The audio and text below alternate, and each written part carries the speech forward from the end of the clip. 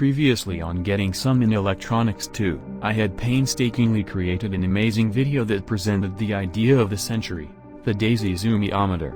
However, our dreams of measuring the zoomies of a dog proved to be unrealistic, and we therefore had to measure the zoomies of a Go Physics DM test car. As we all know, computers are dumb rocks tricked into thinking with electricity. This unfortunately means that computers are not very smart, since dumb rocks were used in the construction of computers instead of smart rocks. Our initial code gathered very inaccurate measurements from the LiDAR scanner, much to our dismay. We kept trying to figure out why, but to no avail for the time being. After some time, I started working on a case for the sometimes working product, while my partner worked on trying to make the dumb rocks smarter to get more accurate measurements. 3D modeling the case was certainly awkward, however it would prove to be very simple when compared to actually printing the model itself. After creating a model that should fit the product inside, I tried printing it using advice from fellow students, however disaster struck. The first model was too small. Unfortunate. After making some adjustments, I was ready to print again, but nothing could prepare me for what was about to be printed.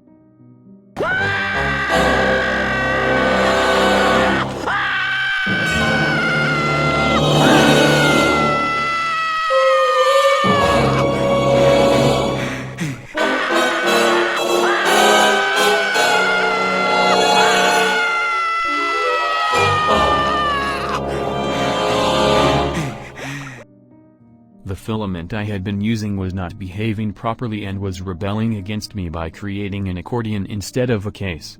Having to look upon this monstrosity has probably made me lose at least 5 seconds off my life expectancy. After changing the filament, the case came out well, and we had a better looking product to acquire a higher Amazon rating. During this struggle for my sanity, my partner was busy writing code to make our measurements more accurate, but still kept getting erroneous values for the velocity. After what felt like an eternity of torment, we were finally made aware that perhaps the cosine function in Arduino used radians as units. This proved to be correct, and we finally had accurate measurements consistently. With this breakthrough, we were at the point where we were finishing up our product. It may not be able to measure the zoomies of a crazy dog, but it can semi-reliably measure the zoomies of small objects. In the end, I am happy we have a working product with a decent case. Yes.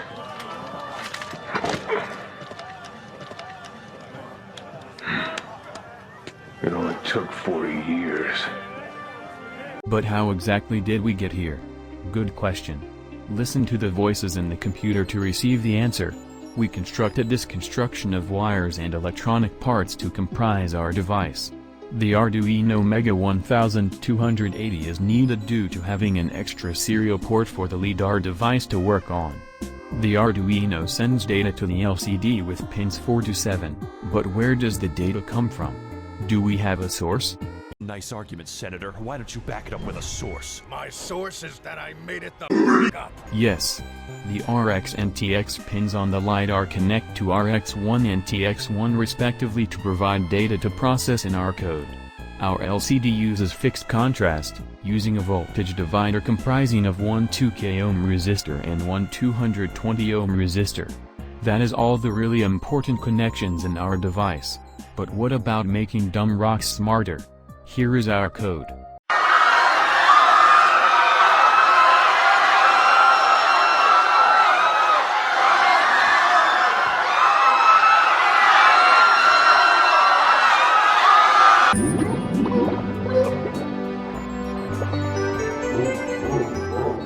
Okay, that is great and all, but we don't want to spend the duration equivalent to 1 Graham's number seconds going over it, so instead we will discuss the pseudocode.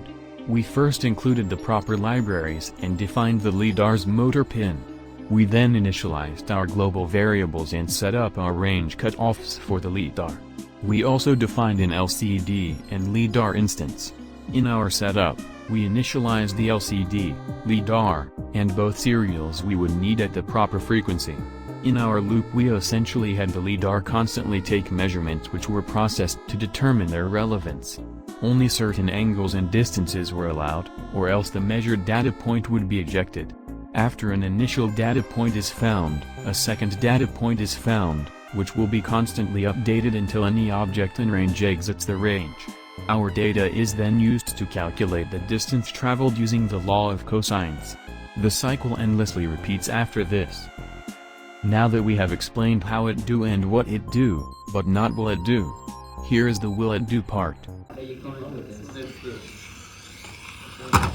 Well, Bryson did it first, I just redesigned it to scoop it a little better.